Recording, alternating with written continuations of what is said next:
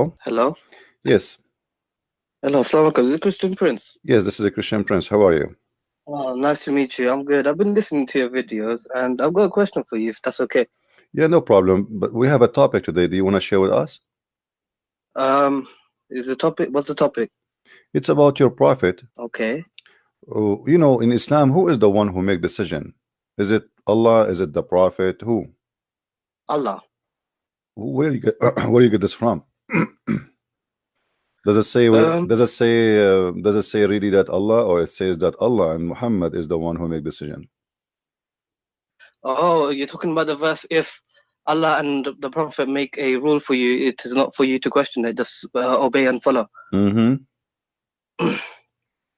Okay, so maybe he's making the Prophet authority for the Muslims. Why? But ultimately, for the universe is Allah. Yeah, but why? how the verse says that if Allah and the messenger they make a decision for you, you take it as it is, as you said. Who is Muhammad to make decision for the believers? He is a prophet, no? Yeah, but why you are putting the name of Allah He's with the Allah's name? messenger. Doesn't... because it becomes shirk, doesn't it, if you say like that? Yeah, it is shirk because you are saying it is Allah and the messenger. If they make a decision for you, okay, okay, how they make decision to you if only Allah is in control? Why Muhammad is associating himself with Allah to the point he and Allah, they sit together, they discuss together, and they make a decision. When you say Allah and the messenger they make decision, you are saying it clearly. Like if I say me and you, we made a decision, that's mean the people do understand that me and you, we agree to do this, correct? Correct. Okay, so that's mean Allah and Muhammad, they agree to do this. Who is Muhammad to agree with Allah? I mean, Muhammad is... Maybe Allah is giving him the message for the Sahabas, like say for example, to make alcohol haram. He's told the Prophet, you know, do not drink in stages, you know, slowly, okay, it has benefits, maybe not good, and then don't come with your prayers drunk, and then slowly, so the Allah and the Prophet, they would talk to each other, and then the verse will be revealed. It's like whatever happened in Muhammad's life, the Quran is according to that. You see, the Muslim, they always present to us that Muhammad and Allah, they are in love. In love? He's Habibullah, the Habibullah, right? He is like Allah is in love with Muhammad. Yeah, Allah he's in love with Muhammad. And this is my question, Christian Prince, because I wanted to ask you this, because listening to your other videos with the other sheikh, but he turned out to be a potato, because you asked him a question saying that is the word of Allah eternal, and he couldn't agree that if it's eternal is not part of his attribute. And then the other guy, my friend, they weren't really answering your questions, because the way you were saying it, it's like it does make me question Islam, because I'm now thinking that maybe Allah is a female. Well, I'm thinking about that too, because you see, because Allah and Muhammad, they are in love too. I mean, if you look at the verse we are quoting together, and you agree that the Quran all over and Islam teach that Allah is in love with Muhammad, but not necessarily Allah is a female, but Allah maybe a male, but they are in love Muhammad. I read the Hadith Qudsi.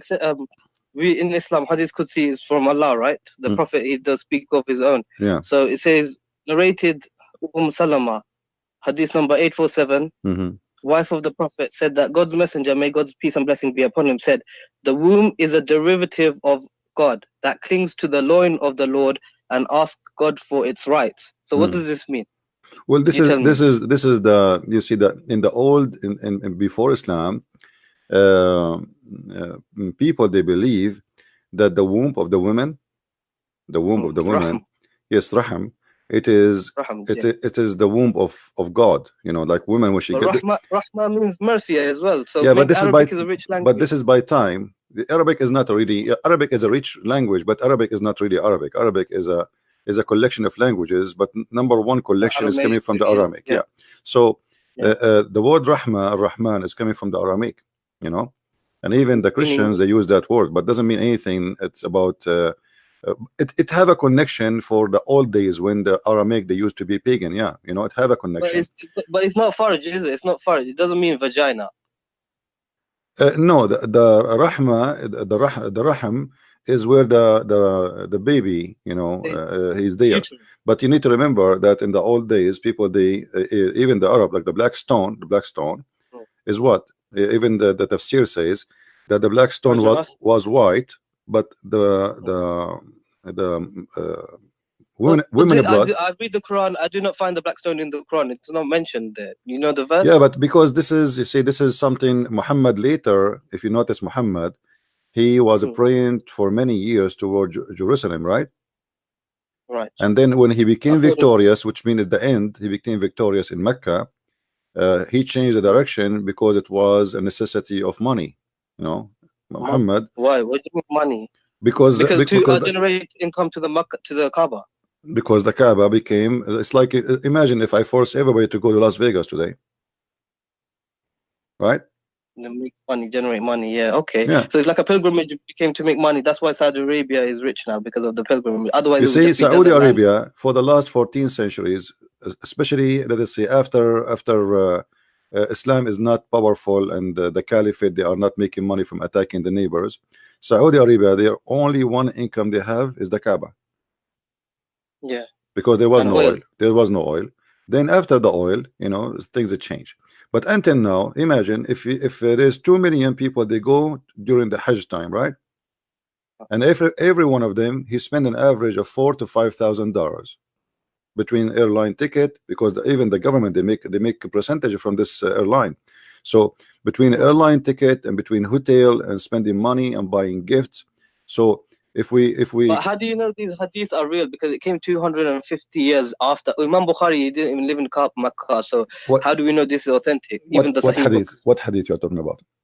And any hadith, the whole Sahih. My friend, Bukhari, how we know even the Quran is Sahih? Because the Quran is the hadith is older than the Quran. In case you do not know, who wrote the Quran then? There's no Quran. Where is the Quran? Do you know the Quran? The Quran, I have it. No, I have the Quran. No, you don't have the Quran. This is the Quran written according to someone recitation of Hafs, but nobody have the book of Hafs. Where is the book of Hafs? Hafs bin Asim? Yeah, where is the book of Hafs? No one has this manuscript. Nobody have a book of Hafs. No, nobody. They have a copy. They have a copy. They have a copy in Egypt. They claim it's 300 years after Muhammad, which mean at the end of the 18th centuries. They have copies in Samarkand, Birmingham manuscripts. What about those? They are different. The Birmingham is one page, you know. I mean, this is not manuscript, and even that one is not the same as the Quran today. But the Quran of Samarkand is big difference between the Quran of Samarkand and the Quran. Even that one is not really that old. Okay, so there's the Quran of hold on. There's the Quran of Sana'a in Yemen. They found it. It's totally different from the Quran which they have it today. But even all of them, they are not old still, but they are different. So if everyone knows this, why people don't leave Islam then? What do you mean? Who said they know? How many Muslims do know what even Islam is about? 99% of Muslims, they do not know what Islam. I will explain to you why. You asked the question. Let me ask. You asked a question to someone when he came in. He said he's a Muslim, and you asked him, what does it mean to be Muslim, and he couldn't answer because he told you it means someone to submit to the will of Allah. This is not. Why is this not correct? Because the word submit does not exist in Islam. Islam? No, you see, even the word Islam is a theft. Muhammad. Have you ever heard of a guy? His name is Musaylama, the Muslim. They call him Musaylama. But this is not his name. You know, they make fun of him. His name is Muslim. They change his name and they start making fun of him. They say Musaylama. Musaylama in Arabic is like you say a car, a caro, like to make fun of the car, like it's a small car, you know, like you say Rajul Rujail, like to make fun of a man, you know. So you make him like you give him a small name, like a nickname. Yeah, like a nickname to insult. See, so this guy, he claimed to be a prophet. His name is Muslim, and now even in Islamic history books they changed the name. And his, you know, and his God, his name is he you know, he called himself Ar-Rahman. If you go, if we go, me and you, if we go right now and we check the following, let us see. I don't have the YouTube open, so I cannot see. It's okay, it's okay, no problem, my friend. Okay, if we go here, this website is not working. There is a verse in the Quran where it says to Allah all the good names. Have you ever heard of the name of the verse? To Allah. Yes, this one. No. The good names. No. I'm talking about 99 names. They asked Muhammad once he decided to write the word Ar-Rahman. Before that, he never mentioned that word. So they said to him, who is Ar-Rahman? Muhammad, now he have two gods, Allah and Ar-Rahman. So Muhammad, if you go and read the story, you will find that Muhammad, he received a letter from this guy, the one your Muslims call him. Hold on. The one they call him Musaylama. They said to him, what is the name? They said to him, why you are calling your God Ar-Rahman? It says, قل أدعو الله أو أدعو الرحمن أيما تدعو فله الأسماء الحسنى. Say I call him Allah or I call him Rahman, whatever I call him, all the good names belong to him. And this is telling you that Muhammad is a false prophet. Why? Because how? Because simply this is chapter 17 verse 110. So until now Muhammad he never remember that the God name is Ar-Rahman. And now suddenly he said Ar-Rahman. Why? He received a letter from that guy who is his name is Rahmanul Yamama, which you call him Musaylim al-Kadhab, which means Musaylim the liar. Surah 17 Bani Israel, yeah? Surah 17, chapter 17 verse 110. And those who believe not in the hereafter, for whom we have prepared a painful doom. This is Surah 17 verse 110. 110, sorry. Yeah. 110. Say to mankind, call to Allah or call to the beneficent. To whichever you call, it is same. His are the most beautiful names. Okay. And you, Muhammad, be not loud in voice. Here you see if Allah is the name, is if Muhammad, you see Allah is a word mean God. No, Allah is a name. No, it's a name, my friend. It's a name. The word God.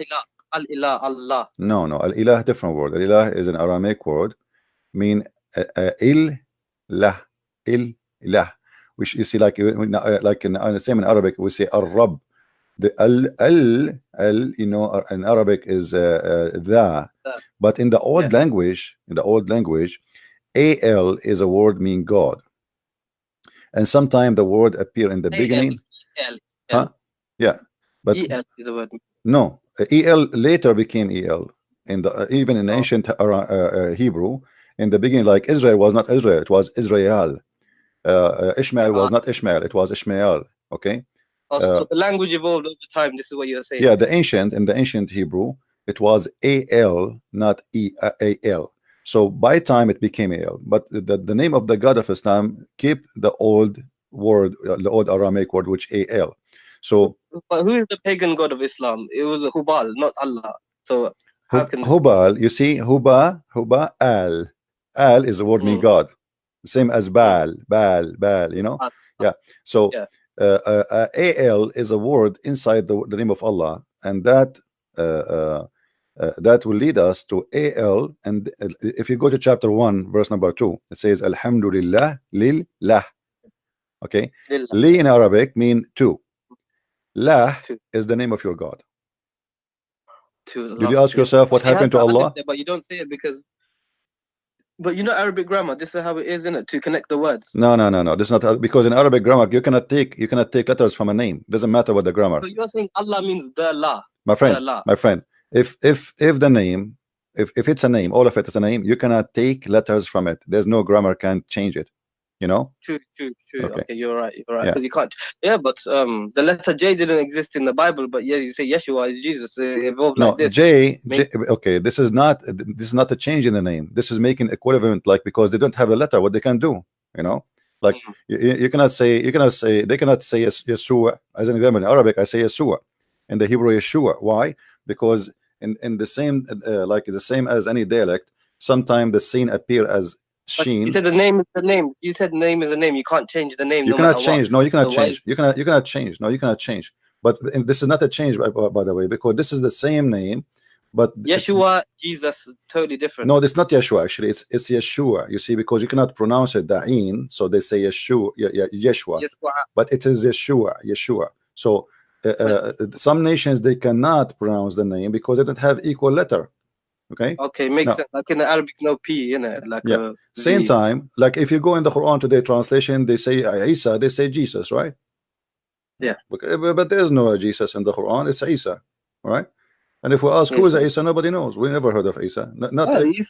Isa ibn Maryam. Yeah, but we never heard, in Arabic, who's Isa? Not a single Arabic Christian. Isa. It should be Yeshu, isn't it? Yeshu. No, Isa is a wrong name. We don't know where Muhammad is coming from, but maybe Muhammad is trying to copy from the Greek, of Isa.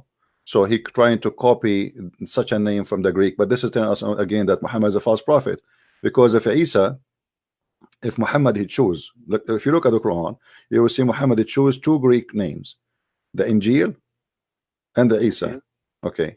If Isa is a Greek name, okay, why? Because the Injil is a Greek book. Yeah, but Muslims, they believe that Isa was sent to the Hebrew. Yeah, but the New Testament was written in Greek. No, my friend. Yeah, but no. Hold on. Not the Old Testament, the New Testament. The Old Testament. But listen. But listen. Isn't it the Quran says to you that we never send a messenger except in the language of his people? True. Okay. And Muslims, they keep repeating that Isa was sent to the Jews. So how he sent to the Jews, yet he speak to them in Greek?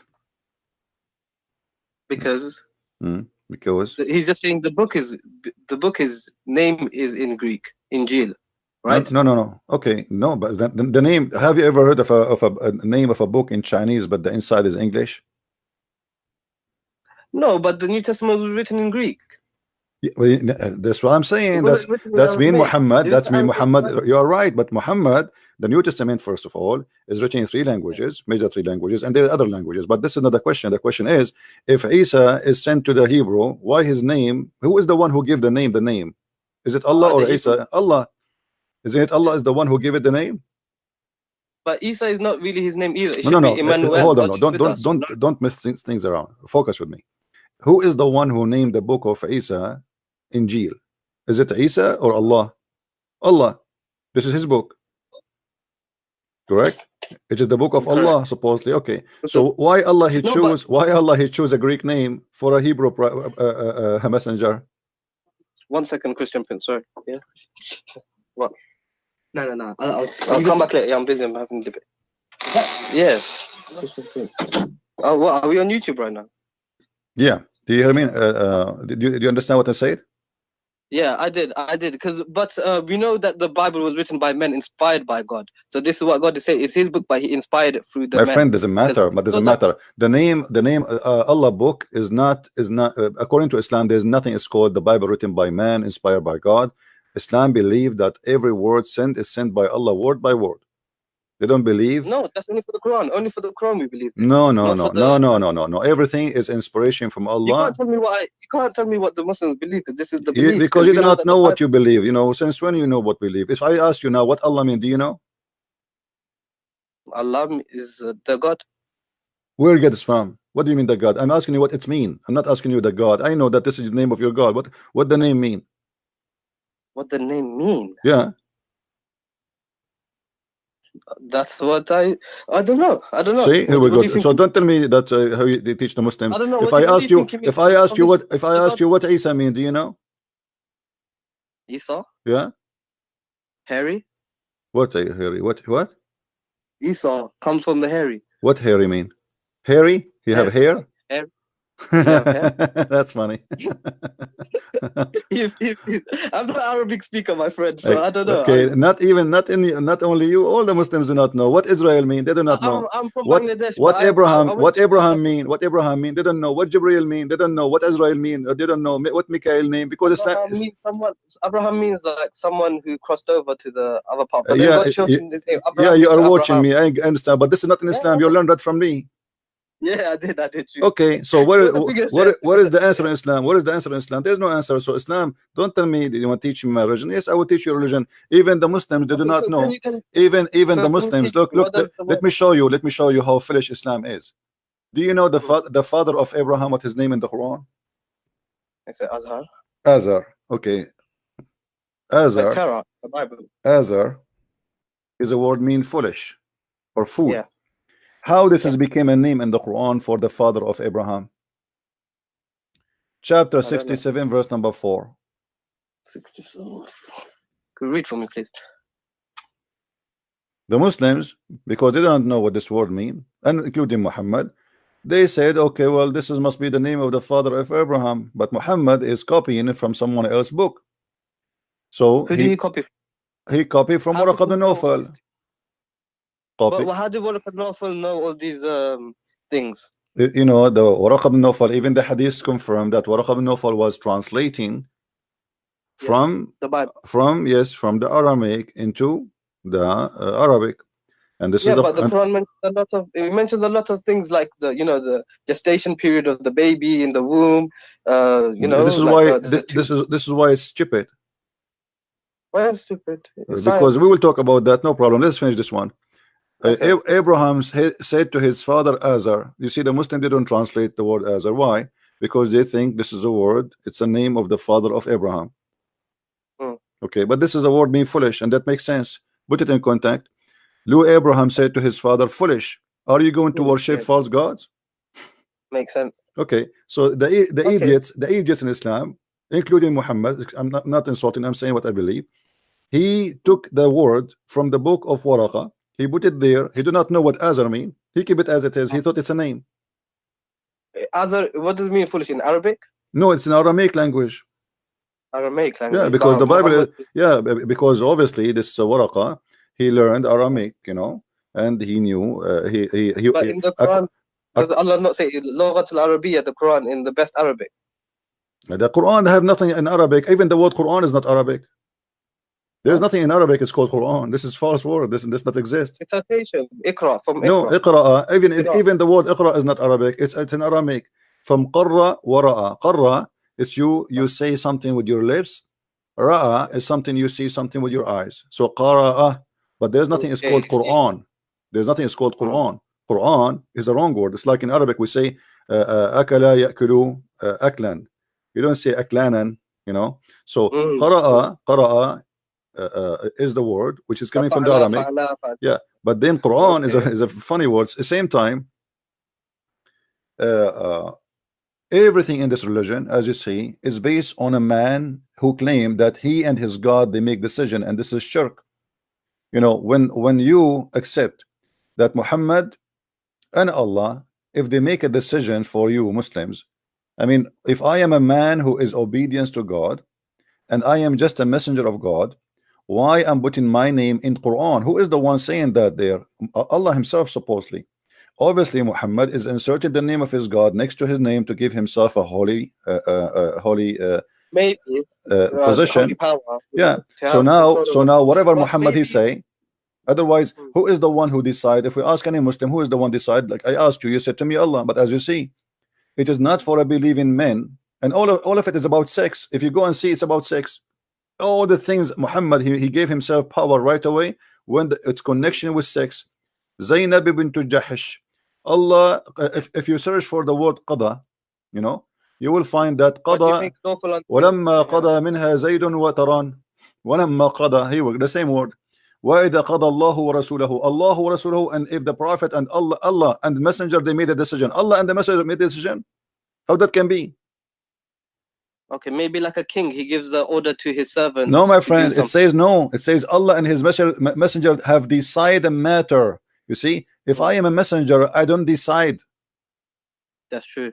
But here it says Allah and the messenger, they decide the matter. So how Allah can be God and Muhammad is a prophet? Obviously both of them, they are God. So did God and Jesus not agree upon each other? When Jesus was in the Garden of Gethsemane and he's asking, Lord, take this cup from me, whatever, and then no, it's not. You see, okay, let me ask you about this. You see, we as a Christian, we believe in the Trinity, and Jesus here, always Jesus, when he is on earth, he called himself the Son of a Man. But we know that in Christianity and in Islam, Jesus is a son of no man, correct? Correct. Okay. Yeah. But he called himself the Son of a Man, which means while I am in the flesh of a man. Is a title. Son of Man as a title, as a description of his format, that he's in the flesh. He's in the flesh, okay? Yeah. But he is the son of no man. So always he speak about himself in such a way. But in the same time, he say that everything I have is given to me from the Father, and he confirmed that he is obedient to the Father. So yeah, but my father and your father, it's okay. the same. No. Said, Even that one, because Jesus here is speaking to them. You see, we believe that Jesus have two nature in the same time, the nature of a man and the nature of God. So the Messiah, 100% man and 100%. Yeah, listen. It doesn't When logical. when the Jews always they talk to him, what if the Messiah came to me and he's a man? I'm not going to understand what he's saying to me by saying to me I'm God. You know, like, he's a man. I mean, I see a man in front of me. So what do you mean you are? You know. So in order to present himself in a way which Muslim people will not go in chaos, because you know he will get killed in the first day if he says I am God. I mean, immediately. But he did get killed. He got killed. He got killed because he was, you know, it's a mission. You know, he have to finish it. And when the mission is not to die. The mission is to deliver what God is about to teach us, and he did. And this is why in the cross he said it's completed. It's complete. So if Jesus didn't die on the cross, would it still be okay for Christianity? It's Christianity. Christianity is not based on the cross only. The Christianity is based on Jesus. So if he die or not, that will not really change much, except that we believe that anything Jesus he did it for us. So the cross happened, so the cross happened for us. He came to the earth, he came for us. He healed the people to show us his power and his ability. He came 2,000 years ago, you know, for us right now. That's back in the past. It's an instance in the past that happened 2,000 years ago. Still until now, my friend, still until now, there's tons of miracles happening in the name of Jesus, and they are real around the world. And me myself, I witnessed some of them. So we have God who do not need witnesses, for he witnessed for himself.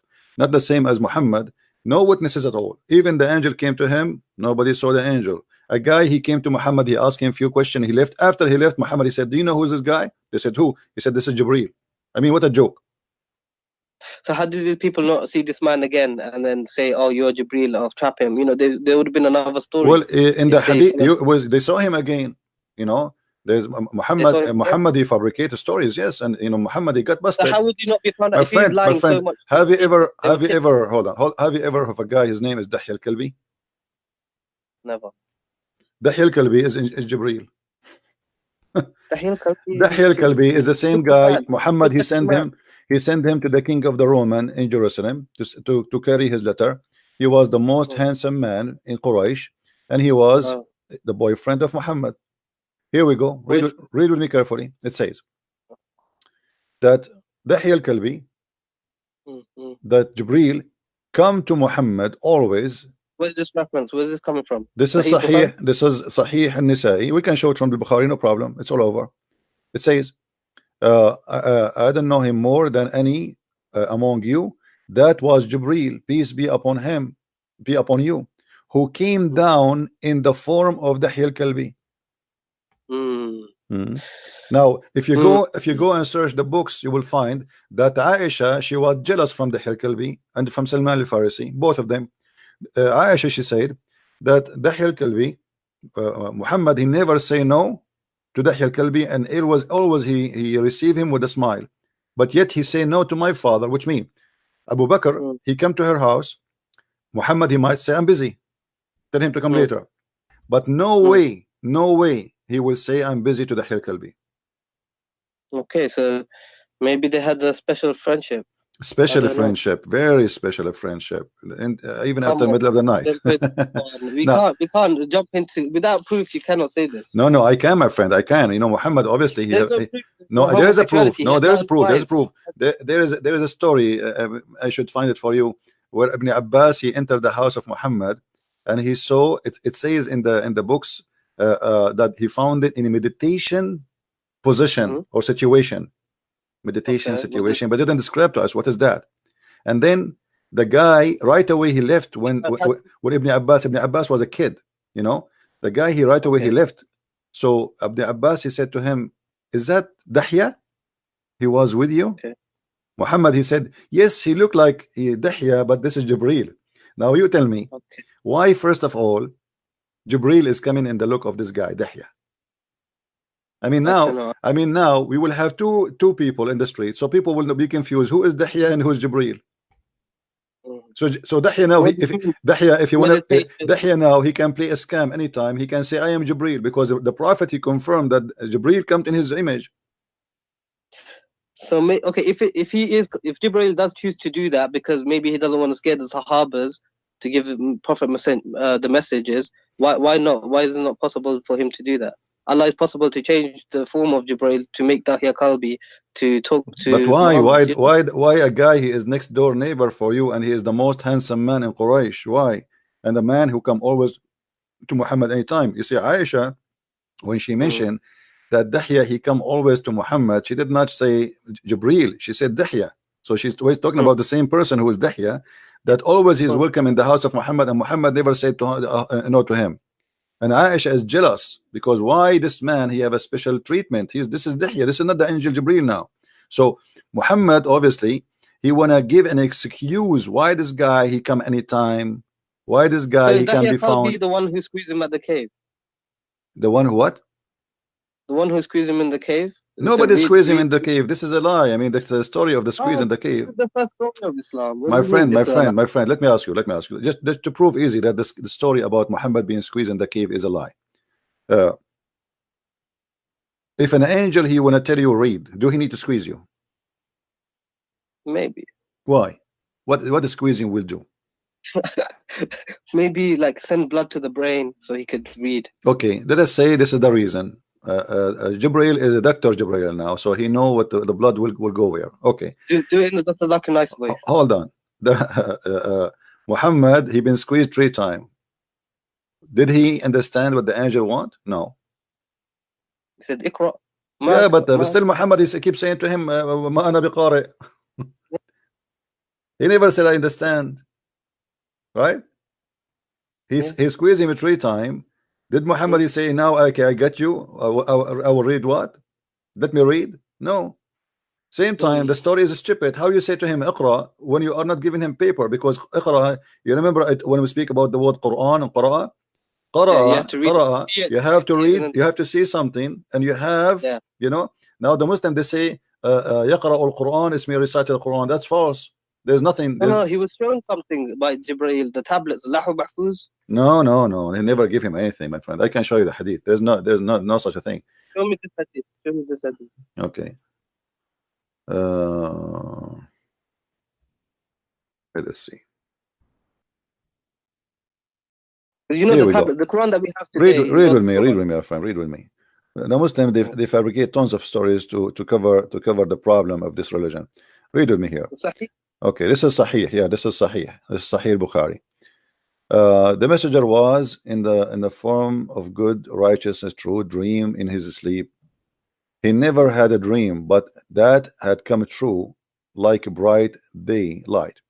He used to go in seclusion of the cave of Hira, where he used to worship Allah alone.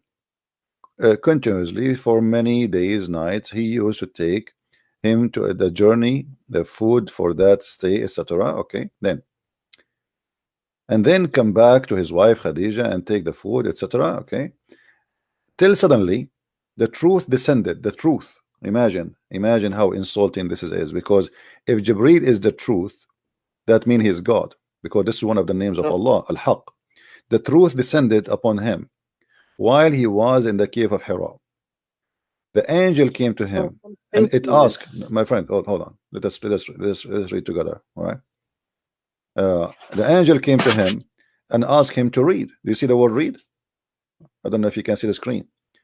He said to him, read. The prophet replied, I do not know how to read.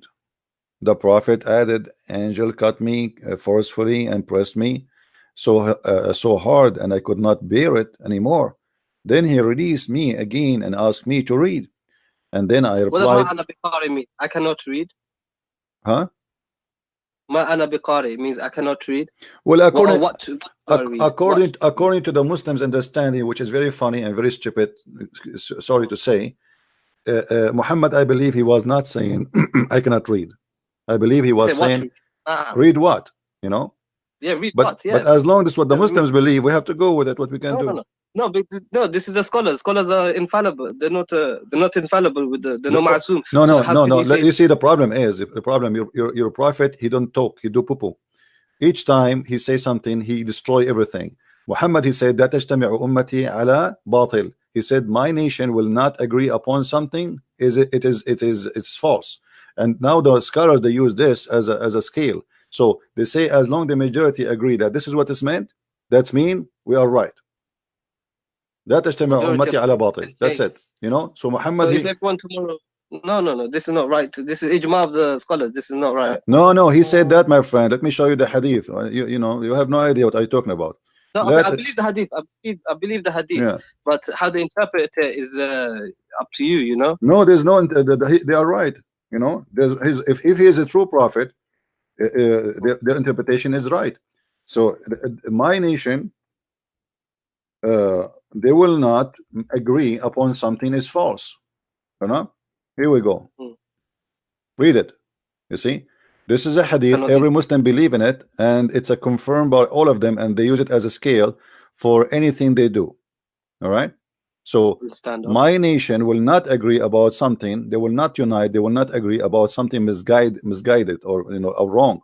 So now they will see, okay, as long as the majority they agree with this, that's mean. Here we go. The prophet, he gave us the scale how we can make a decision. As long as the majority agree, it must be right, because this is inspiration from Allah. Now, if we go back to the story where Muhammad being squeezed 3 times, regardless if it is he's saying to him read, and Muhammad says I cannot read, or he's saying to him read what, still the story is stupid, because if the angel is saying to him read and Muhammad saying read what, I mean, why the angel squeezing him and repeating the same thing? I just told you read what. Tell me what read what. Okay. That's it. Okay. You know what I mean? So maybe something happened in the cave. We do not know. What happened? He lost his mind.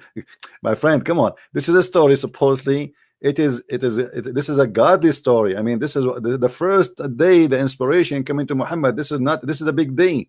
And look how silly and look how stupid. So he squeezed him 3 times. And the question now, why 3 times? The Christian believe in a Trinity. Why everything in Muhammad life is 3 times? So when Jesus was first baptized, listen, when Jesus was first baptized, and it says in the gospel, he heard a dove coming down from heaven and a voice from the heaven saying, this is my son, you shall blah, blah, blah. So if everyone heard him, everyone should believe that this is Jesus, but no one heard him, because in Mark, it doesn't mention that. It's only in the later gospels of John, it mentions that. So you can see that the Bible is not really... No, my friend. No, my friend. No, my friend.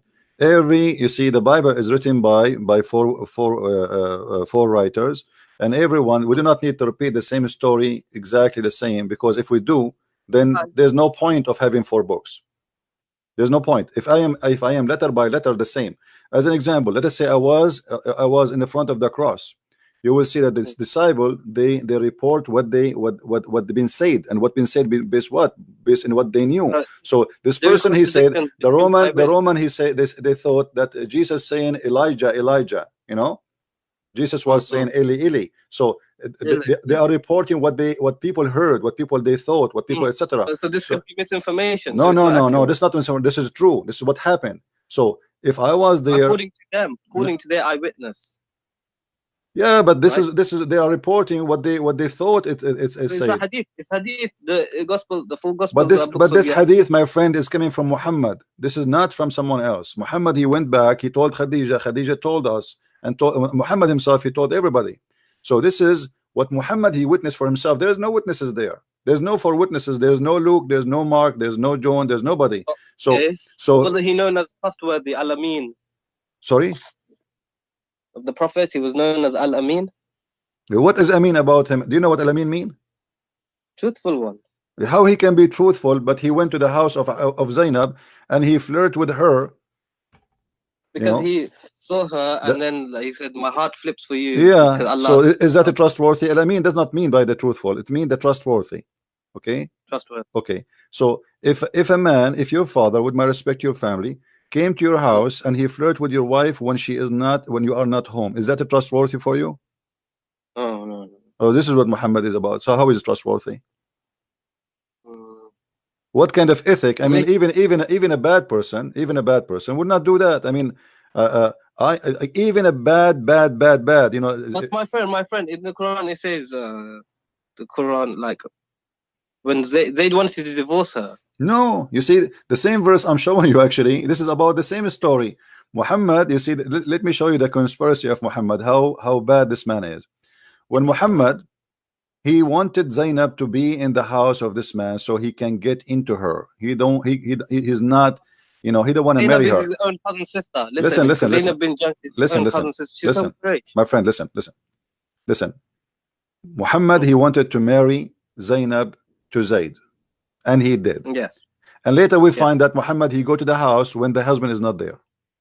Yes. Isn't it obvious that he did marry her so he can sleep with her? Why did he just marry her then? Because obviously there is a reason. Obviously there is a reason. We do not know what the real reason, but obviously Muhammad, he worked hard to get this man married from this woman. And he even make it as a decision from Allah. That's it. Don't discuss. Yeah. Okay, so I am making a decision and Allah make a decision, and later we find, you see, if Muhammad did marry this woman to this person and Muhammad never do something wrong with it, okay, we'll say, okay, this is his son and this is the father, he decided to marry this woman to him. That's wonderful. But we notice now that Muhammad, he have no ethic and he have no problem. I asked the question to my father. He said because Allah wanted to show that it's okay to marry your adopted son's wife, but then later on in the verse he like cancelled out adoption. So I don't know if that'll make sense. You see, hold on. If Allah want you to marry this woman, if you notice with me, all Muhammad, he claimed that Allah, it's here قَضَى اللَّهُ وَرَسُولَهُ, Allah and the messenger, they decide the matter. That's it. Okay, so we marry Zainab to this man. Then right away, verses after, Allah, it says the word qada. وَلَمَّا قَضَى زَيْدٌ مِنْهَا وَتَرَى. When even the sentence is disgusting. When Zayd, because what qada minha watara, which means he have enough of having enjoying her. You know, I mean, it's disgusting. It's a filthy way. قَضَى minha watara. You see, the water, you take water. You say like when you have a sheep, you know, you take a bite. You take a bite and you eat from it. You know, so he ate enough, huh? You take a bite from a shit? No, a sheep. So like if you are eating, you know, so you take your share of her. You take your share of biting, you know. And here is about sex. Yeah. Okay. So now he have enough sex with her.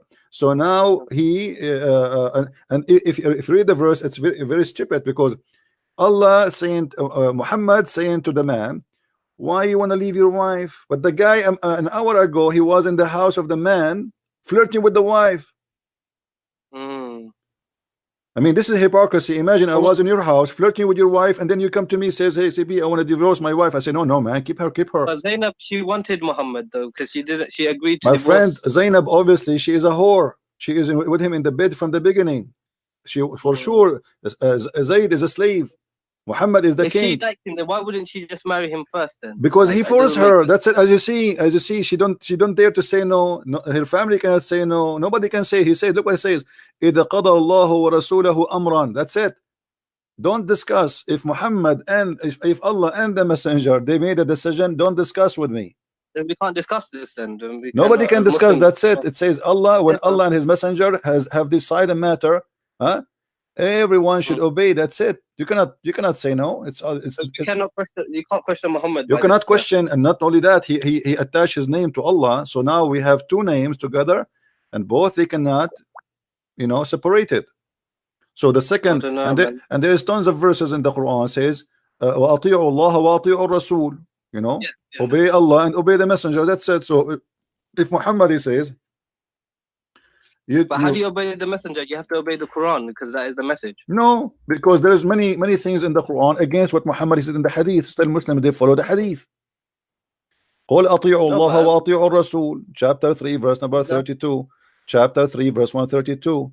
You know, it's all over. Chapter 4 verse 59. You know Mufti Abu Laif? Mufti who?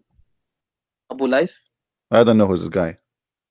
YouTuber Mufti. So he says Maliki, and we don't have to accept all this hadith. We can reject Sahih hadith.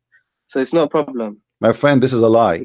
Because no, this is a lie. Because here we go. Just to get ask him to come and debate me. You see, I'm talking to you with my respect to you, I'm talking to you with your level. Get me this mufti and I will make him shish kebab. Because the second you say you can refuse sahih hadith and anything contradict with the Quran, it's mean you have to delete all the hadith, because all the hadith is against the Quran. All the hadith is against the Quran. Let me tell you why. Let me tell you why.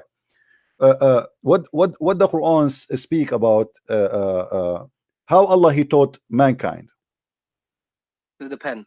By the pen. The Muslims, this guy, he believed, your mufti believed that Muhammad was illiterate, correct? No. Actually, he says that Muhammad could read and write, because according okay, hold on. to Muhammad, he can, even that would be a problem. Let me show you why. Because if Muhammad, he couldn't read and write, then still Allah have to teach him by the pen. Did he give him anything by the pen? No, that's surah. No. الذي علم بالقلم, chapter 96, verse number 4. الذي علم بالقلم علم الإنسان ما لم يعلم. Okay, did Allah taught Muhammad anything by the pen? He taught mankind through the pen. No. You see. Hold on. Taught mankind. He did not taught Muhammad. So all the mankind they live by the pen. Why? Adam he was Adam he was born or he created. He know how to use the pen. The pen have nothing to do with Allah or any God. This is a lie, because simply God is not the one who created the pen. What is the first thing Allah created? Did Allah give us? But yeah, this is His pen. This is His pen. Did He give us a pen? No, mankind made this one. This is not literal, okay, my friend. So no, it is because we say Allama al-insana bil-qalam. He taught them by the pen. Then he should send us a pen if this is His pen. And by the way, why Allah have a pen? Oh, you're being silly. Hold on. Why Allah have a pen? To write down the destinies of all everything. That's funny. Isn't it the Quran says like if Allah wants something to be, He said be? What do you mean to write the destiny? Why He need to write it? Kun fayakun, that's when He creates. My friend, no. And this is my challenge to you. Show me one thing Allah created by saying be and it was. Just one. Just one. I will give you 10,000 years. if you see how sure I am, I will give you 20,000 years to show me. He created, to show me one thing. The heavens and the earth. But He did not create it by saying be and was. Let there be light. It took him. No, this is the Bible. You are mixing things up in the Bible. God, huh? Same God. No, don't mix things up.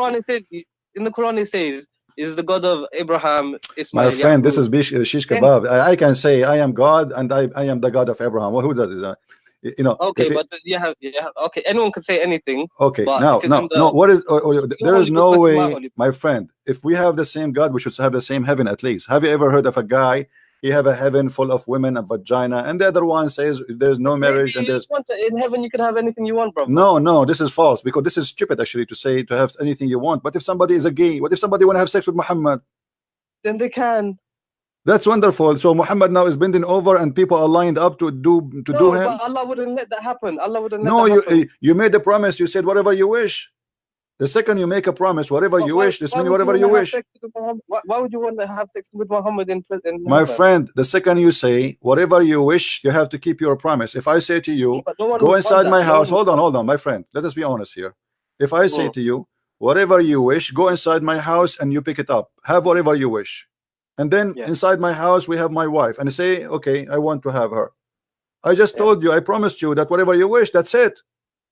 Yes. I should say whatever you wish except this and this and this. But I told you whatever you wish. That's it.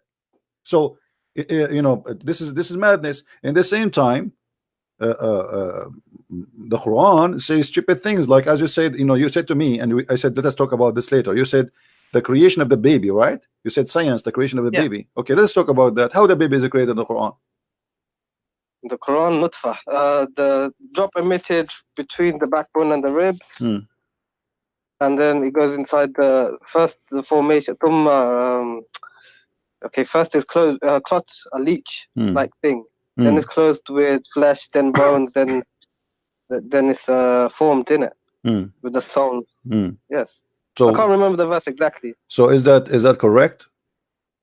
Generally, yes. But generally. Not accurate, because it says the bones first, then the skin. But this like how did they know this? Like gestation period and all this. What gestation? My friend, this is no station here. You see, in order to understand what Muhammad is talking about, you have to go and read what Muhammad explained the verse. So Muhammad, he speak about that. So if we go now into the hadith and we search, we just do the tafsir say. Go tafsir. No, the tafsir is based on the tafsir at the end of the day is based on one of two things. If there is no hadith, they try to make their own effort to explain it. If there's a hadith, they have to go by the hadith, because that's it. If Muhammad he spoke about it, that's it. It's over. You know. So now, why is it da'if? Why is da'if hadith? Then you still accept? There's nothing is called da'if hadith in Islam. This is a new fabrication in the religion. When the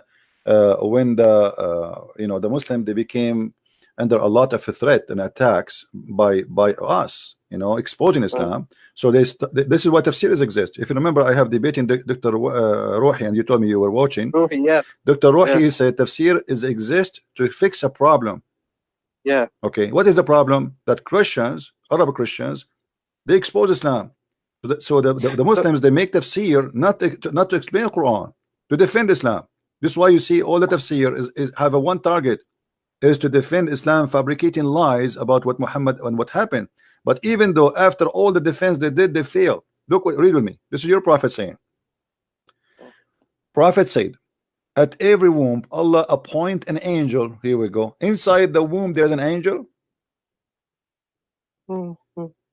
Okay, carry on. And then he said, oh Lord, drop of semen. Oh Lord, a clot. Oh Lord, a little lump of flesh. Then Allah wishes to complete its creation, and then the angel asks, oh Lord, will be male or female? A watch or a blast? How much he will be, his provision will be, yes, and will be his age. Okay, look at this madness here. Okay, it's destiny. It's saying your destiny. The angel is my friend. The male and the female is decided already. That the sperm, the semen, it has that already. It's not something at the end happen, male or female. Secondly, when he say a clot, did you see the word the clot? Yes. Do you know what a clot mean? Yeah, blood clot, like a congealed flesh. Right. So it's a dead blood. And the body, the human being will actually, this is one of the dangerous things in a human being life. If you have a congealed blood inside your vein, correct? Because you will have heart attack. Yeah. So how he say such a thing? So everything here is wrong. You see, he starts saying the drop of semen. First of all, the human being is not created from a drop of semen, one semen. The drop of semen is millions, billions of semen. No, but like it's just speaking generally, because the Arab. No, this is not generally. Muhammad is giving you, my friend. My friend, the Quran speak clearly how Allah created the baby. He said the word clot. Did he? Yes. Okay, so that's it. We cannot. Is there a word for microscopic in Arabic?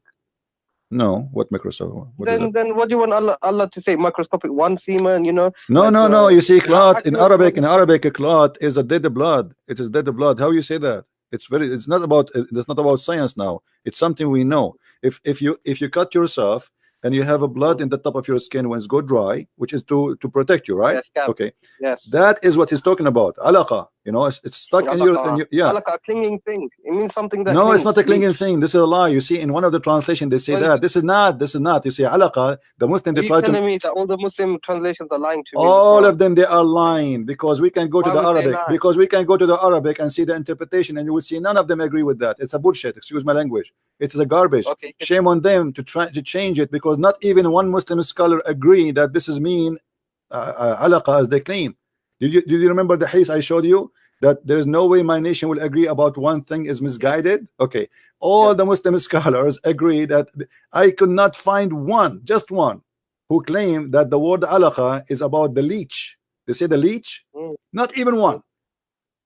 Zakir Naik say this. What's Zakir Naik? Zakir Naik is a potato. Zakir Naik, they ask him why a woman, she cannot be a prophet in Islam. He said because of her ass.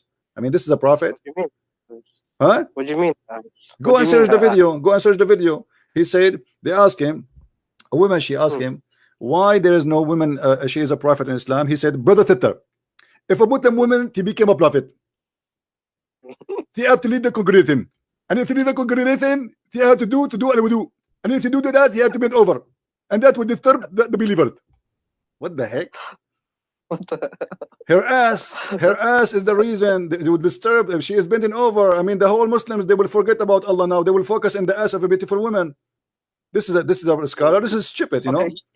Zakir Naik, they ask him about the hur. You remember? You can search the video. They ask him why women she don't get hur, a man he get hur. He said women does. He said the women do. He said what? Maybe. He said, yeah, he said hur is a plural word. But the Quran said that those are the hur, they nobody have intercourse with them and nobody broke their hymen. This guy is a stupid idiot. You know, you call him a scholar, but those, my friend, he's not a scholar. He's a da'i of Ahmadiyya. He is a donkey. But the Muslims, they clap for anyone say anything good about Islam. Go right now. Open, my friend. Let me advise you. Go right now and start making videos of defending Muhammad, and you will see how much you will be supported by Muslims. Just say anything, any crap. The Muslim, they will support you. It doesn't matter how much stupid what you said. Like the same as Muhammad hijab. The guy he was debating with David Wood, he told him Allah he pray for, you know, the guy he said Allah he pray for, not to, as if it's make a difference. So I talked to my uncle about this. So salah, it can mean like to give blessings. No, my friend, no, my friend, no. Salah does not mean blessing.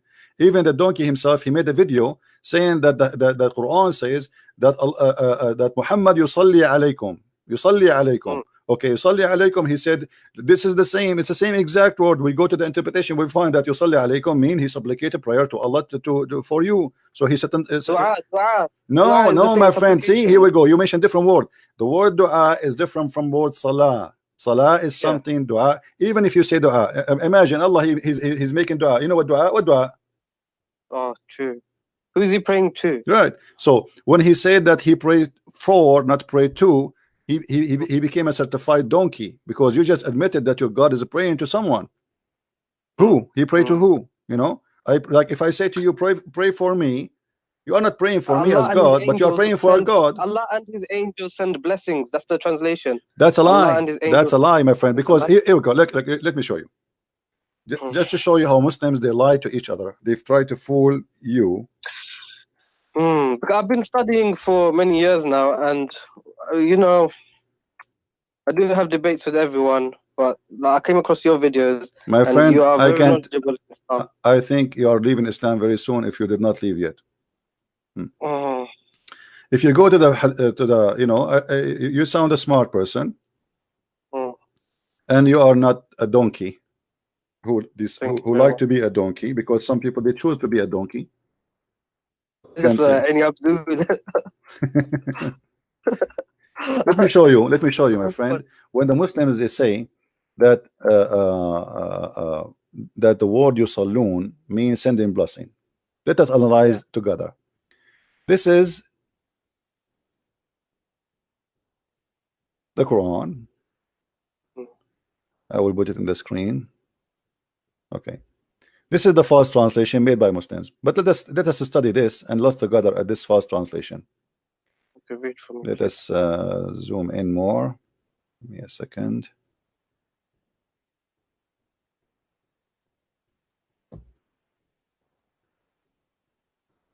All right.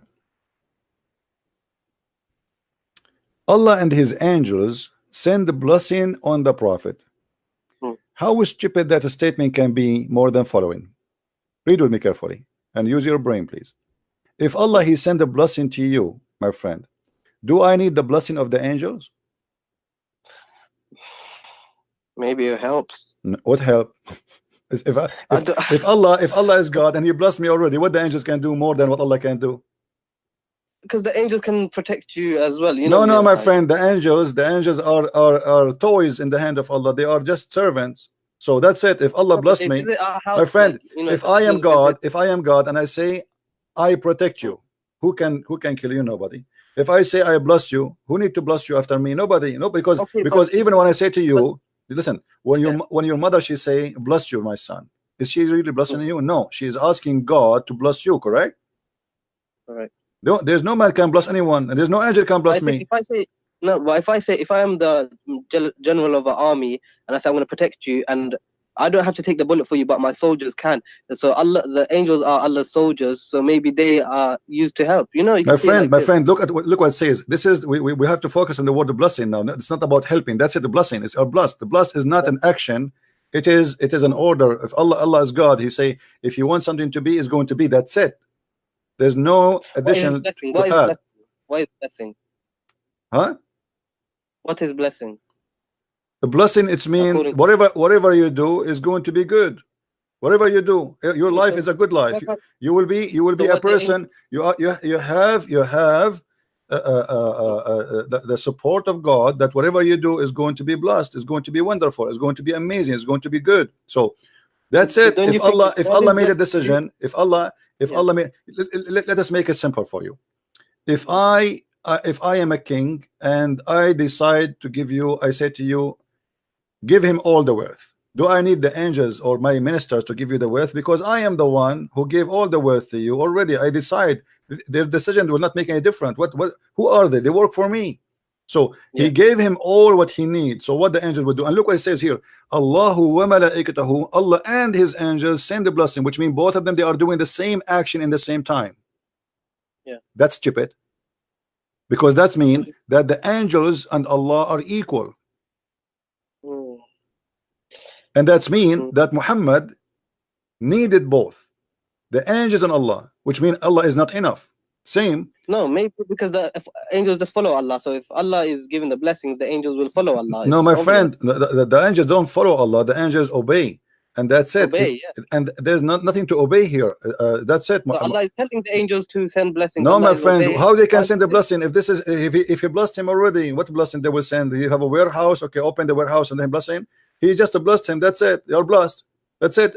If Allah wants something to be, He say be, and that's it, right? So, but this is here.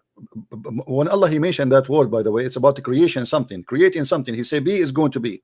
But now let us say, based on that, if Allah want Muhammad to be blessed and he decide to be blessed, who need the angels? And look, the madness continue.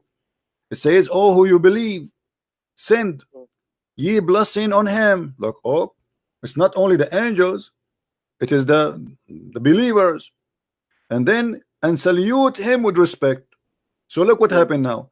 Muhammad became Muhammad became the center of the earth and the center of the universe. Everybody in the universe, Allah. What is Muhammad? It's a title, means the most praised one, right? Right. This is why, because he's God, because he is God for the Muslims without knowing. So Muhammad now is a center. Allah is here, sending a blessing. As they try to fool you with the blessing word. No, but I think maybe Muhammad became bad later in his years, because he said if Muhammad speaks a lie about Allah, Allah will cut off his aorta. And then when he died, he said this. So maybe at the end, let me show you how that can be impossible. Because if Allah blessed him, Allah knew the future, don't He? Yes. Okay, He blessed somebody. He is not. He chose somebody is wrong. He chose somebody. He don't know Muhammad. Then if Yahweh, if Jesus is God, why would He allow Muhammad to do this and lead so many? The Bible says the Son. The Bible says the Son will raise upon the evil and the good. That's it. You know, God He allowed Satan to exist. He can destroy him. So that's it. You see, when the Bible says God He even created evil, what He meant? He meant He created angel, but that angel turned to be Satan. But God, He gave a free will. My friend, no, we don't believe in jinn. There's nothing called jinn. This is one of the fabrication of Muhammad. Listen, God in Christianity, He gave you free will. This is why Satan became Satan. But in Islam, no. In Islam, as you see, that when you are in the womb of your mother, He decides for you what you will be. You will be this, you will be that, you will be that, what you will be. So that's it. Male or female is the decision of Allah. Rich everything is a decision. Yeah, but this is mean Muhammad, he cannot be bad unless Allah He wanted him to be bad. Yeah. Okay, so how Allah chose him to be a prophet, and why Allah did not say clearly that Muhammad is bad? Where He said that? No, He said ask forgiveness for your sins. Your fast and my friend, that's Muhammad here, because Muhammad is being busted. People, they say how this guy can be a prophet of God. So Muhammad wanna always make himself look legitimate. So Allah, He said to me, ask for this for your forgiveness. But did Muhammad ask for forgiveness? No. Yeah, he did. No, he did not. No, my friend, look what he did. This is a lie. This is always a lie. Do you know the story of the guy Muhammad? He killed him just because he prayed a lot. He wanted to kill him. No, tell me the story. What Go and get my book. Go and get my book and laugh. You will see. You will see. You will see. Of Allah? Huh? Deception of Allah. Deception of Allah. Which one? Yeah, deception of Allah. Yeah. Muhammad. He came. He saw the believers standing, talking. So they said, we're talking about what? They said, we are talking about a guy. He's amazing. He pray non-stop. He is the best of the believers here. Muhammad, because he's a man, because he's a jealous man, as usual, he don't accept anyone to take his place. So he felt insecure. There's a person, there's somebody. He claimed that he is, or they claim that he pray better than me, and he pray more than me. So what I will do, I will get rid of him. So the guy, he said, and Muhammad, he said, do you claim that you are the best here? The man, he said, by Allah I do. And then the man, he went inside the mosque to pray, and then he said, who wanna go and kill this guy for me? This guy was a Muslim? He's a Muslim, yeah. The Muslim, they are talking about him, how amazing he is. This is a false story, because why would a Sahaba that believes in the Prophet say, by Allah I do, to the Prophet? It doesn't make sense, my friend. My friend, doesn't make sense. I know it doesn't make sense. What is make sense in Islam? Nothing makes sense. You are right. But this is a story written by you, reported by you, witnessed by you, and given to us by you. So don't tell me it doesn't make sense. This is what by me. This is by by the Muslims. Who I mean, not who is Imam Bukhari? These are no one. Okay, my friend, this is not my problem. You are the one. You tell yourself that question. Who is Hafs, the one you get the Quran from him? He is no one. Hafs not only. Hafs is a liar. He's a fraud. He's a thief. He's everything. Yet you take the Quran from him. No, because this Quran is all we have. We have Warsh as well. So we don't take Warsh. Why you don't take Warsh then? I take Warsh then, innit? Okay, we take Warsh, but all of them, they are the same garbage. I mean, it's the same garbage. The same. You know, we are just a change in the. My friend, we are just a change in the name of the donkey. Nothing more. You said the Quran says a flat earth, yeah? Because in your other videos I see that. Yeah, let us finish this one. We will go to the flat earth. Don't worry. Let's finish this one in front of us. So look here. The Muslim, they decide to cover the issue here, that the angels and Allah and the believers, all of them, they are praying on Muhammad. They change it to send a blessing. That is the most. That is the most. Salawat. Tell me, what does this Salah is a prayer. That's it. Communication. No. No. Salah is to send supplication to God. No, this is dua. Tell me, like, what does it mean, salah? To follow closely, the literal meaning, the literal root word. It's coming from the word sila, like you to make a connection with someone.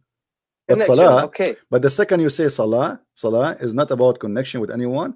It's about praying to God. As simple as that. This is why in the Quran. I'm going to use the passes. This is why in the Quran. Christian Prince. I don't want to be rude. I'm just going to use the toilet. 2 minutes. I will be back. Okay. All right. Don't forget to make the prayer. The Prophet, he said, otherwise Shaitan will play with your anus. Remember that. Right. Yeah. Because if you don't do it, my friend, you will stay there for 10 hours, as the Prophet said. Go ahead. All right.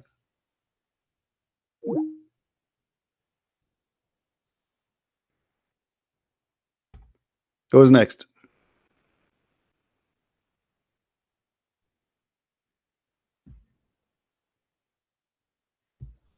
Are you enjoying your time, guys? This guy will not stay long as a Muslim. You will see. He's in the way out. Yeah, that's what their prophet said to them. You know, crazy. A'udhu billahi min al-khubuthi wal khaba'ith. If you don't say that prayer, this guy, he finished right away. Man, that was fast. Hello? Hello? You finished that fast? Yeah, my toilet is just next to my room. Oh, alhamdulillah. All right.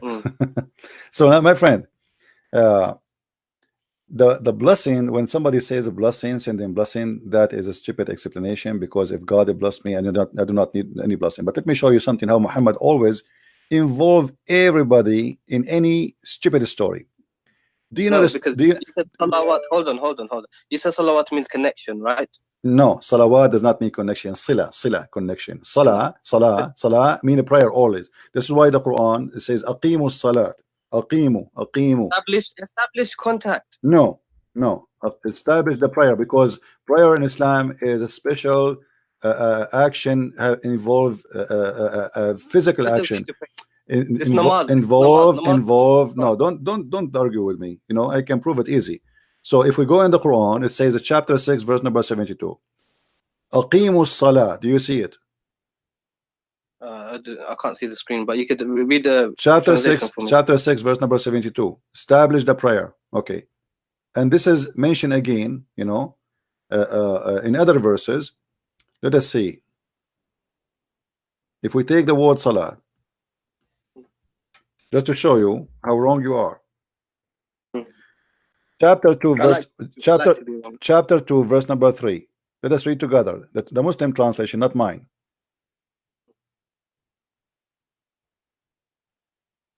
Who believe in the unseen are steadfast in a prayer. You see, in a prayer. This is what salat mean. You can go and you will find this is the Muslim translation. My friend, I don't need translation. I'm reading for you. What translation you like? No, because you don't agree with the Muslim translation. My friend, I don't agree. That's why I can because I read in Arabic. But for you, do you know Arabic?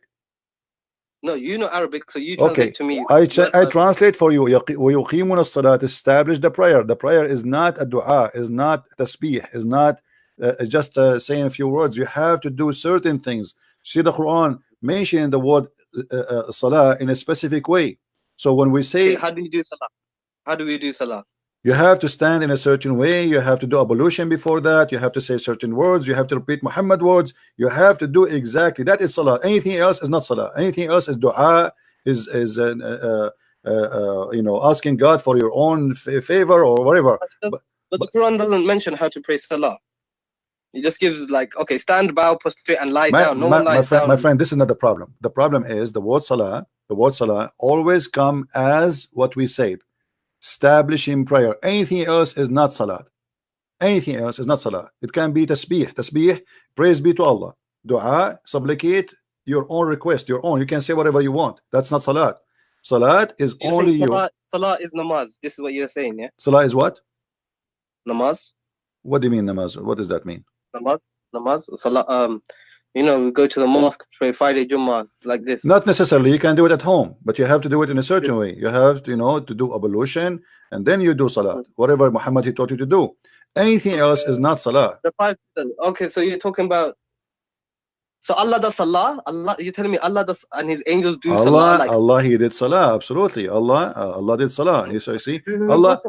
Read with me. Chapter 2, verse number 83. Allah, He ordered the Bani of Israel, the children of Israel, وَأَقِيمُوا الصَّلَاةَ وَآتُوا الزَّكَاةَ. You see, those are obligation.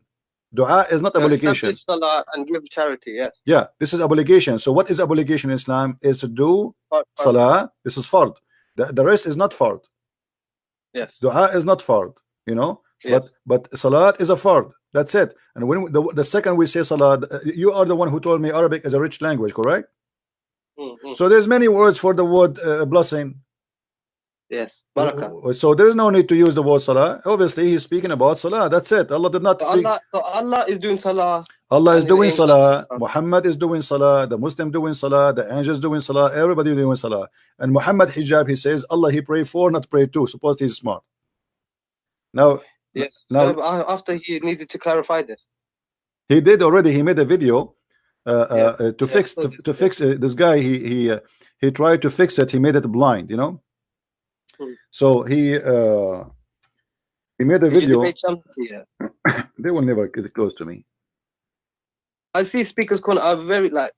So I watch all of these guys, and like Ali Dawa, I don't like him. He's a kid. My friend, Muhammad is a very intelligent guy. I thought he was made very good. He is not. No, he's an idiot. Actually, he you know, this guy is a shame for the Muslims, and I'm glad that he did that debate. Okay, I see David Wood on YouTube. Why he doesn't attack Islam when they're debating? He was like a little mouse. Like David Wood was a my friend. I don't wanna talk about David Wood. He did what David Wood. He asked him many. Listen. David Wood. He asked him many serious questions.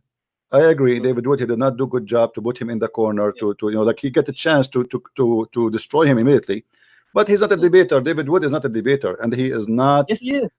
No, he's not. He's not. No. You see, the second you see somebody keep reading from the computer always, he is not a debater. You know, he have something written in front of him, and he is reading from the computer. I don't mind to read from the computer to remember not to make mistake about a number or something. No problem. But not to keep reading and looking. So he's not a debater. You have the knowledge. And no, you have knowledge. He have, and he don't. He have. This is why they debate him too. He have a knowledge, but his knowledge is limited. At least. Christian Prince, why do you not go to debate? Listen. I am here. And here we go. And I allowed anyone to call me, including you. With my respect to you, anyone can call me. Did I say no to you? No. Did I ask you who are you?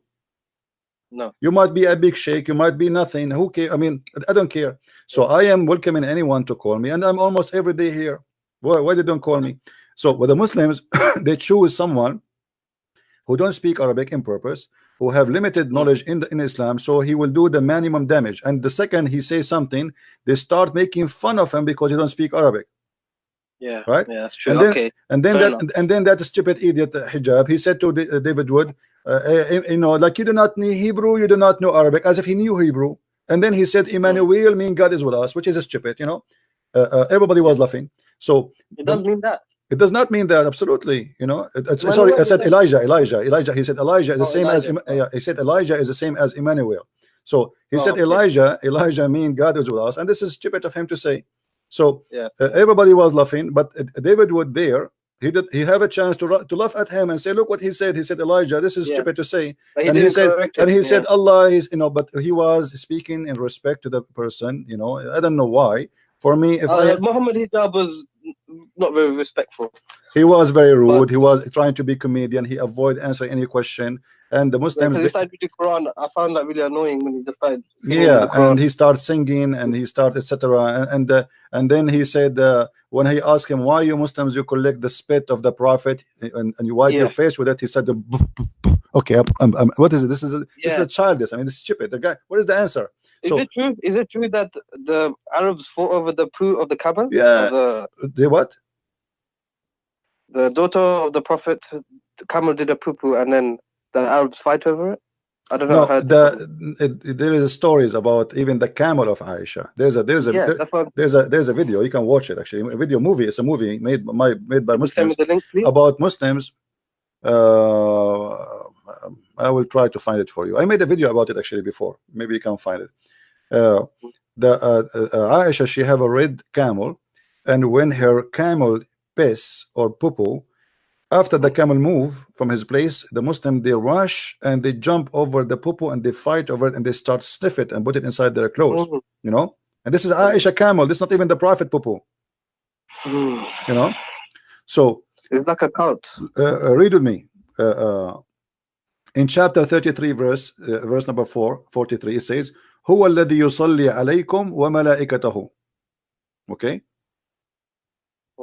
هو الذي يصلي عليكم وملائكته. What does that mean? It is him who pray on you and his angels to do what? Read with me carefully. It says ليخرجكم من الظلمات. This is stupid, because look at this. If this word means blessing, I will go with the Muslim translation just to show you how stupid when they try to defend Islam, how they mess it up. If we go here,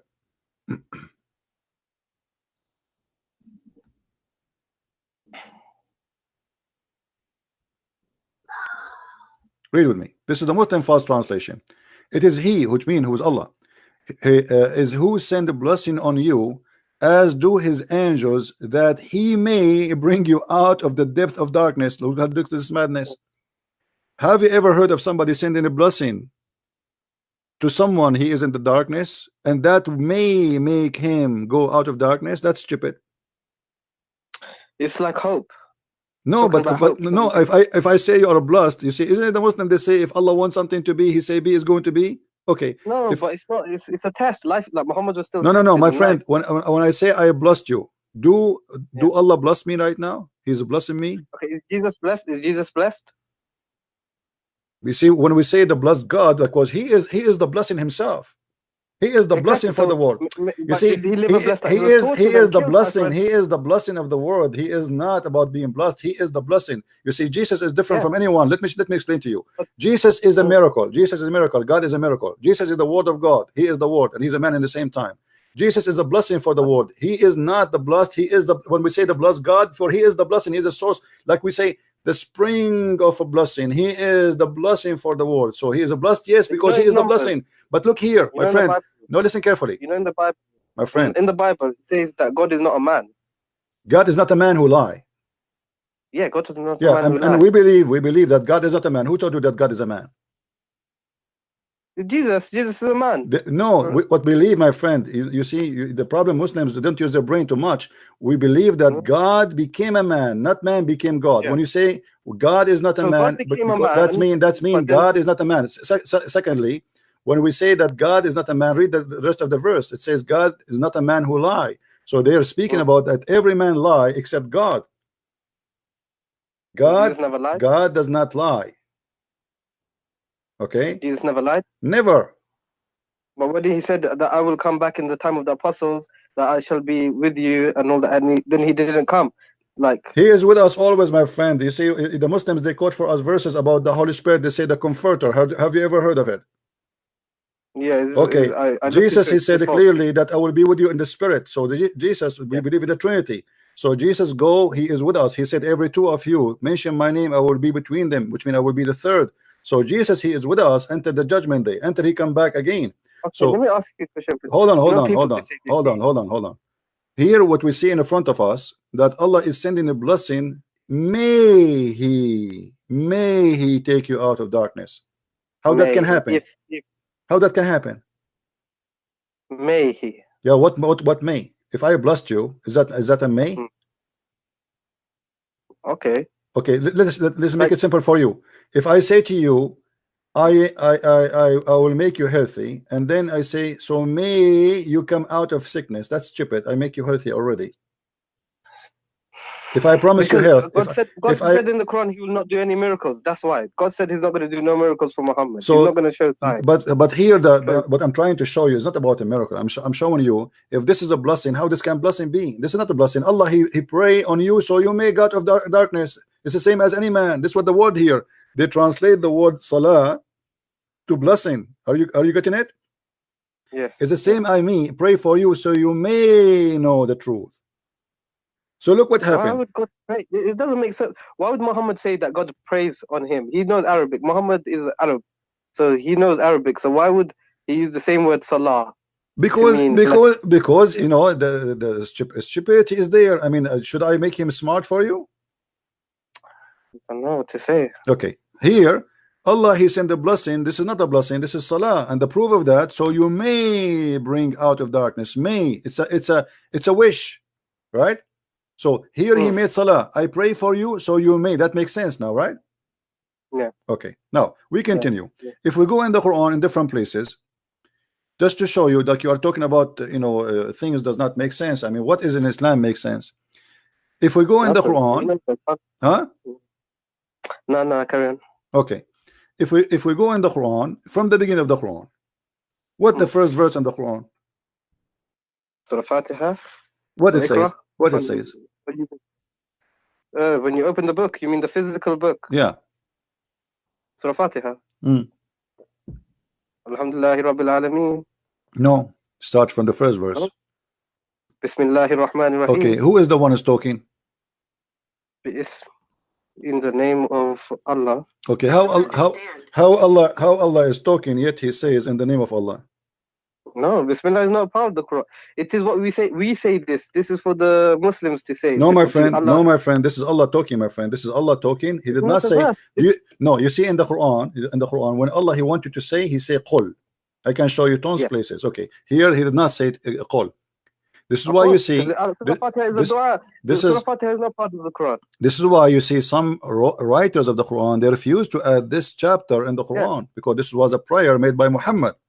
Ibn Mas'ud said, this Ibn Mas'ud, he refused to add it. Why? Muhammad here is trying to copy the prayer of Jesus, where he told, when they asked him, Jesus, how we pray? He said, our Father art of heaven. And you will notice here with me, there's a lot on here is trying to say the same. And then he says, praise be to Allah, the sustainer of the world, most gracious, most merciful. Well, you just said that here. Why you are repeating the same thing again? That's silly. Then he says, master of judgment day, thee do we worship and thin aid we seek. Why Allah want to say such a thing?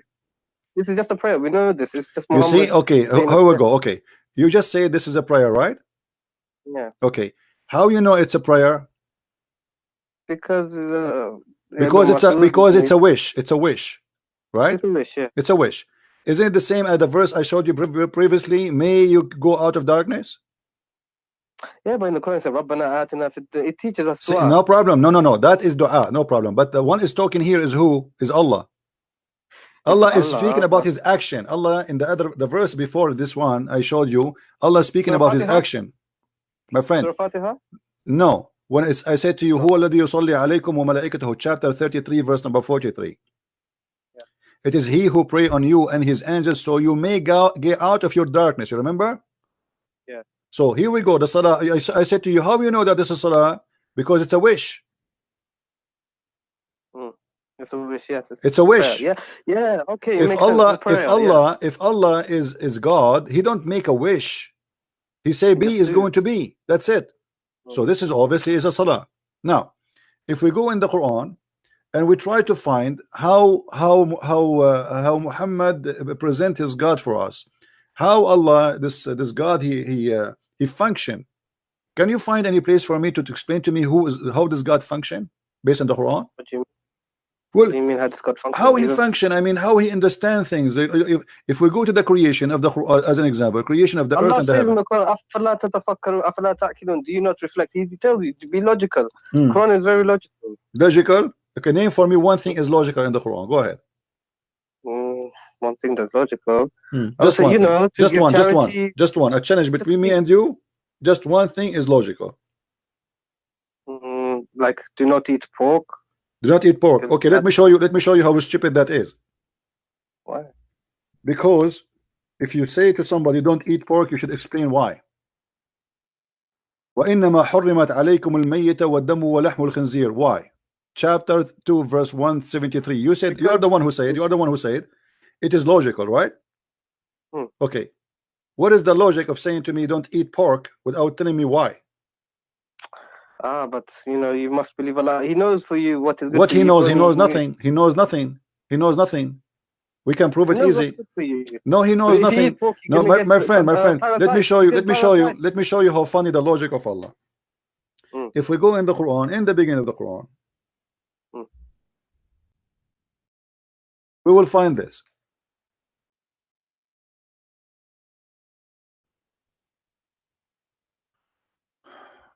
The same we are talking about. You mentioned the pork. That's why I mentioned it. حرمت عليكم الميتة والدم ولحم الخنزير. Chapter 5 verse number 3. Laugh with me. Okay. Forbidden for you food are dead meat, blood, and the flesh of a swine. Okay. He is repeating the same thing. And look what he says here. Here you will see the logic of Allah. This day I have perfected your religion for you, completed my favor upon you, and chosen Islam for you as religion. Okay, hold on. This is a chapter 5 verse number 3. Okay. How Allah completed Islam for us. That's it. Islam completed by saying I forbid you from eating pork. This is Islam. Well, it's not like it's in context, my friend. My friend, it's so clear in front of you. It says today. This is my translation. This is the your Muslim translation. This day I perfected your religion for you, completed my favor upon you, and have it chosen for you Islam. No, it's because the people that put the Quran together, they put it in the wrong order. They don't know the order. They just did anything. Thank you very much. Now, do you agree with me? If you put things in the wrong order, this is a corruption. I agree with you. Yes. Okay, so how the Muslim they lie to us and they say Quran is preserved? This is a new fabrication because before this wasn't the Islamic. All right, hold on. But do you have the other one? It's not fabricated. Do you have the other book? Is the only book you have is this one? So it's fabricated. These are tablets in heaven. We don't have the right ones. Huh? We don't have the correct Quran because. Okay, so the Quran is gone. So there's no Quran. There's no Quran. Secondly, today, this day I have perfected your religion for you is something Muhammad should say at the last day of his life. Yes. Jesus, when he was on the cross, he says it's completed. That's it. It's completed. It's done. Muhammad, if this is what he said, if he said that, if Muhammad said that, he says this day have I perfected your religion for you, completed my favor upon you. Now, if the Muslims, all of them, they agree, and I showed you before that the Muslims, they say, if we agree upon something, there's no way it's going to be misguidedness. How they agree upon this?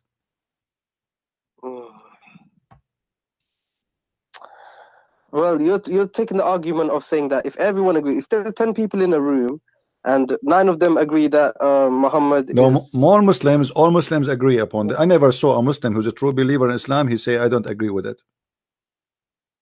Because Islam is a blind religion. You have no right to question. I gave you the verse. We start with it where Muhammad, he says, whatever the Prophet and Allah they decide, you take, right? Okay. But why Muhammad did not tell them how to organize the Quran? Why the Muslims they have to take a Quran of Uthman? Did Muhammad leave a Quran before he died? Never. No. According to Aisha, they have a few verses.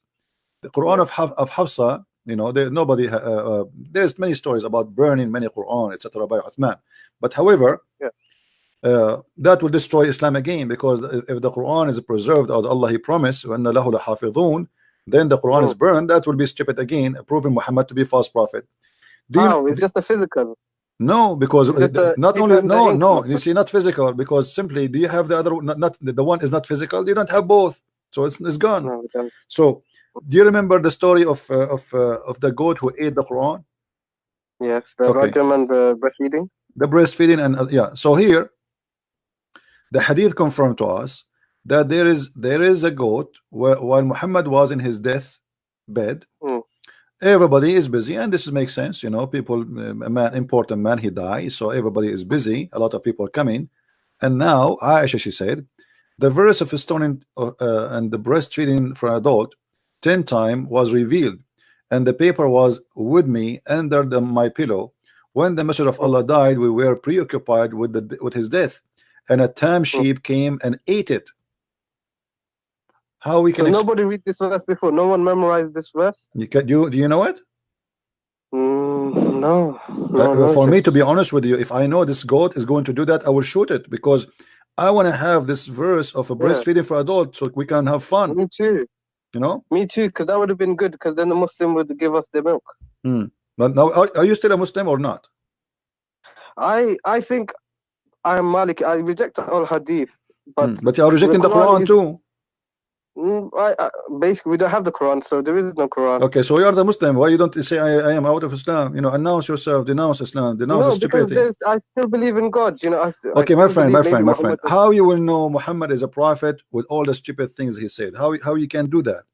No, because the hadith. Okay, my friend. Name for me one thing Muhammad he said is smart. Smart. You believe in the hadith, right? Do you believe in the hadith? No, I reject. You don't believe in the hadith. Okay, can you show me one thing Muhammad he said is a smart? Because in order to accept Muhammad to be a prophet, well, you have to have some knowledge of Muhammad. What Muhammad said to you is smart.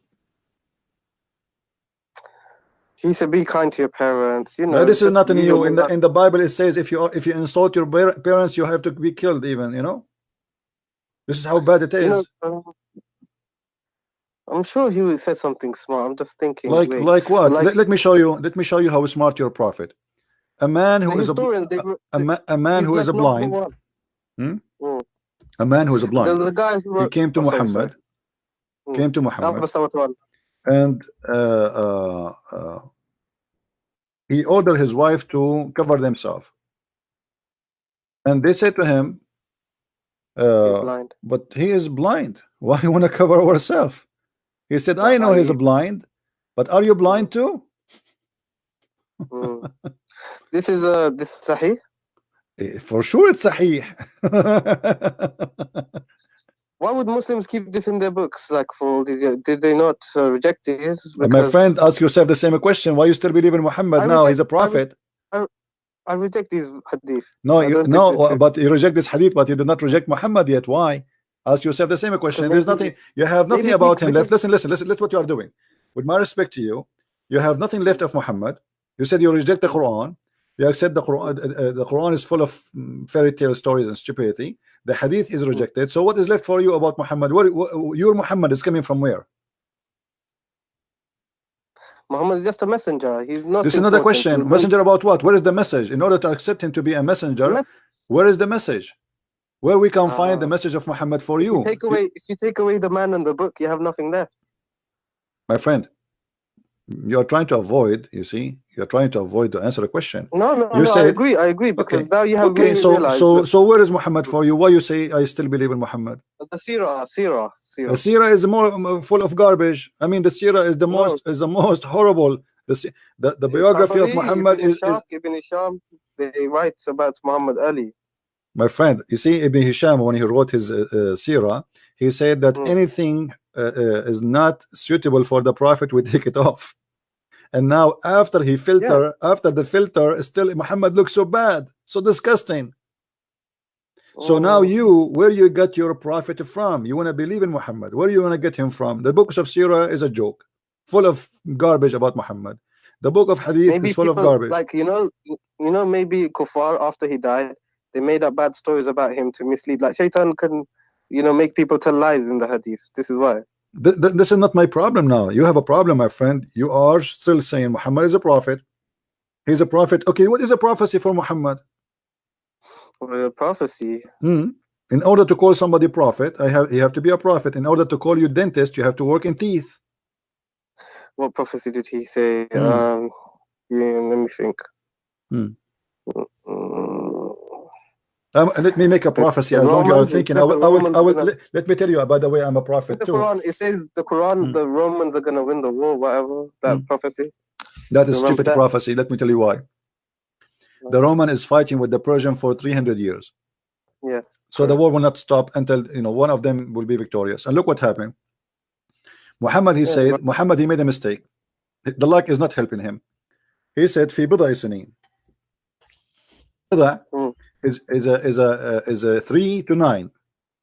When you say bid'a, it's a word means 3 to 9 maximum. Okay. Maximum is 9. Minimum is a 3. But the Roman, they did not win in 3 to 9. It took them a lot longer. So and the story itself is very stupid, because you see, you are mentioning to me things will make everybody laugh. It's your fault. If we go to the chapter of Al-Rum, it says Huzimat al-Rum, Ghulibat al-Rum, chapter 30, verse number 2. Let us go there. Okay. Alif Lam Mim. What Alif Lam Mim? The Muslim, they say Allah knows best. Leave that one for alone. In the land close by, but they. What do you think it means? Hold on, Christian. What do you think Alif Lam means? We will go for that, because that have to do with the numbers and details. Muhammad, he stole that from the Aramaic book, which is from the translation of Waraq ibn Nawfal. We will talk about that later. The Roman Empire has been defeated. Okay. And by the way, it doesn't say Roman Empire, it says Al-Rum. In the land close by, but they, even after this defeat of there, soon they will be vanquished. Soon here is not accurate. It says Bid'u Sinin, in few years, between 9 to 3. They have to put that. Within few years. With Allah decision in the past. Okay. And then when the Roman, they will be victorious, then the believers will rejoice. Here Muhammad is doing poo-poo. Do you notice why? Well, the believers will rejoice, because why would the Muslims rejoice? Because if the Romans win. Thank you very much. At that moment, Muhammad was a hypocrite, and he was claiming that he is a Nasara. Nasara? Yeah, he was claiming to be Nasara. This is why he will be. This is why he will rejoice. What does it mean, Nasara? No Nasara, he claimed to be. Muhammad, he understand that the word Nasara means Christian, which is false. So he thought the Roman is Nasara, and he is Nasara. So now they told him, okay, here we go. The Nasara, your people, they lost. They lost. What about the end time prophecies? My friend, we can answer one by one. Your people, they lost. So he said, like he was like he felt insulted. Okay. So he said, oh, okay, they will win. Allah, he just told me they will win in a few years. And he used the word bid'a, which means 3 to 9. Yeah, and then we calculate the numbers. We will find that this was a lot more than 9. So Muhammad get busted again. And in the top of that, he said that in that day the believers shall rejoice. How you can rejoice? Isn't it you who want to do jihad against the Roman because they are kuffar later? Yeah, but this is Allah talking. So my friend, no problem. Allah talking. This is make it more horrible, because why the believer will rejoice for the victory of the Roman? Because they are Nasara, so they believe the Romans should win to establish Christianity in the Roman So Empire. Allah like Christianity to be established? Isn't Yes, it Muhammad a few years after he decided to go and attack the Roman, and he said attack the Roman and get the blondie girls? Yes. So how he want to kill them and now he rejoice for them? Because this man is a hypocrite. When he is in the beginning, he tried to make himself look like a Jew, so he was praying to Jerusalem. The Jews refused him. He tried to be with the Nasara. His wife, Muslim, agreed that Khadija was Nasara. So he tried, and obviously he married according to the Nasara marriage. Obviously, because Nasara will not marry a man unless he is a Nasara like them. Okay, so but they said in the hadith that Muhammad is Sabian. The hadith says that Muhammad was a Sabian. Muhammad was from Muhammad like Obama. Obama, he sit with the atheist, he make fun of the Bible. He go with the Muslims, he recite Quran. He go to Israel, he wear the hat of the Jews, he pray in the front of the temple. Okay, so maybe Muhammad is just like a political leader and he just wants He's a power, scam. so... He's a scam. He's not a political leader. He's a scam. He's trying to establish he's a scam. As simple as that. He changed his color. He changed his clothes. The bent in the location. He's talking to who? You know? Why would he do all this? Why would he do all this? Because he's a scam. I mean, you want to ask a scam why he's a scam? He's a scam. You know, he want to scam you. He want to fool you. But he's creating a whole religion to send all these people to disbelieve. Why? It doesn't make sense, because like, what benefit does he have? He have all the benefit. He got the women. He got the money. He got the glory. He became a king. He was no one. They say that Muhammad was poor. He would tie stones. My friend, it's a big fat lie. It's a big fat lie. Al-khumsu lillahi wa rasuluhu. From every attack, the fifth from the attack is to Muhammad. Let me make a little calculation for you. Yes. If we have, yes. Hold on. If we have $10,000, okay, $10,000 in Muhammad.